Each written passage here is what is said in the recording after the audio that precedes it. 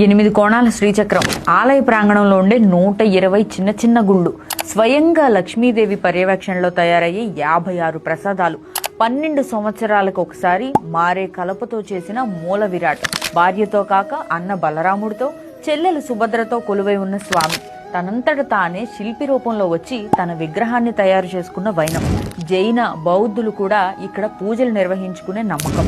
ఇక్కడ ప్రతి అంశం ఒక అద్భుతం. ఇంకో ఆశ్చర్యకర విషయం ఏంటంటే గుడి మీద ఉన్న జెండా గాలికి వ్యతిరేక దిశలో ఎగురుతూ ఉంటుంది. అవును, మనం మాట్లాడుకుంటుంది సాక్షాత్తు శ్రీకృష్ణుడు జగన్నాథుడి రూపంలో కొలువై ఉన్న పరమ పవిత్రమైన పూరి జగన్నాథుడి ఆలయ విశిష్టత గురించి. ఇప్పుడే చెప్పా కదా, గుడి మీద ఉన్న జెండా గాలికి వ్యతిరేక దిశలో రెపరెపలాడుతూ ఉంటుందని. అలాంటి జెండాను 45 అంతస్తుల గుడి ప్రాంగణం మీదకి ఎక్కి మారుస్తూ ఉంటారు. ఏ ఒక్క సపోర్ట్ లేకుండా అంత ఎత్తుకెక్కడం అనేది నిజంగా ఆశ్చర్యమే కదా. దీని పేరు